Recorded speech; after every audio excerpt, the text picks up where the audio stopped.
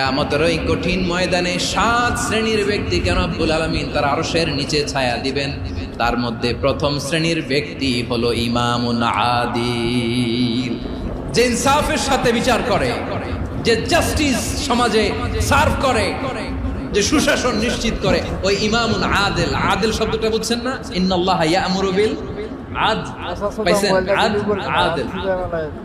7 শ্রেণীর ব্যক্তিকে আল্লাহ তাআলা সুশীতল আরশের নিচে ছায়া দিবেন, যেদিন তার দেয়া ছায়া ছাড়া কোনো ছায়া থাকবে না। এর প্রথম হচ্ছে ইমামুন আদিল, ন্যায়পরায়ণ শাসক। চিল্লায় বলেন সুবহানাল্লাহ। আবার বিশ্বনবী বললেন, ইন্নাল মুকসিতিনা ইনদাল্লাহি আলা মানাবিরা মিন নূর আন ইয়ামিনির রহমান। কিয়ামতের দিন যারা ন্যায়পরায়ণ হিসেবে আল্লাহর সামনে দাঁড়াবে, কিয়ামতের দিন রব্বুল আলামিন তার আরশের ডান দিকে ওই ন্যায়পরায়ণ লোকদের জন্য আরশের ডান দিকে একটা নূরের